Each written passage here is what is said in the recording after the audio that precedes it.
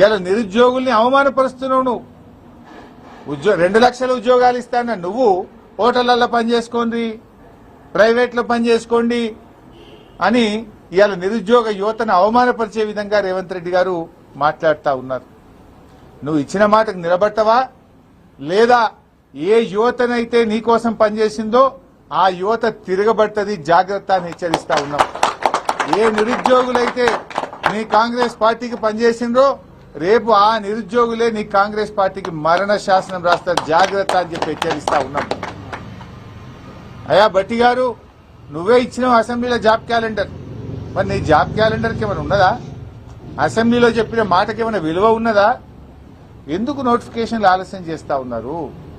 What is the reason?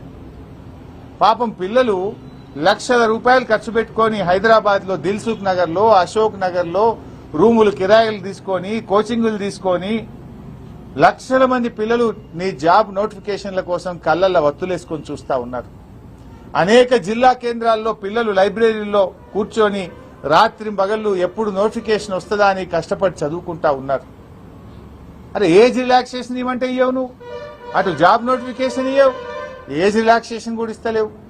ఆనాడు BRS 10 సంవత్సరాలు age relaxation ఇచ్చింది, నువ్వెందుకు ఏజ్ రిలాక్సేషన్ ఇస్తలేవు?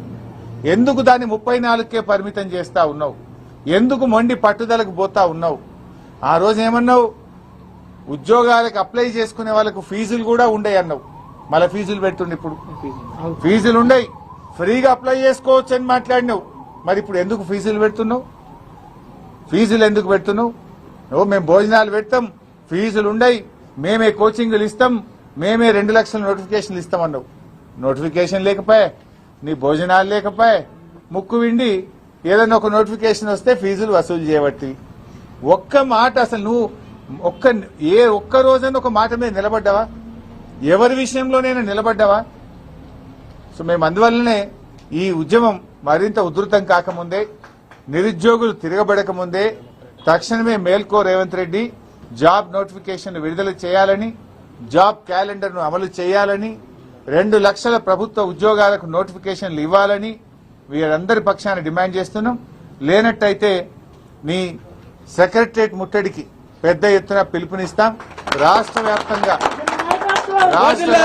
ఉండే నిరుద్యోగులతోని మొత్తం అన్ని జిల్లాల నుంచి కలిసి మరి నీ సెక్రటరియట్ ను ముట్టడించేటువంటి పరిస్థితులు దగ్గరలోనే ఉన్నాయి.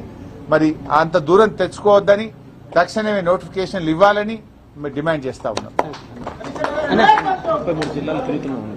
సంపూర్ణ మద్దతు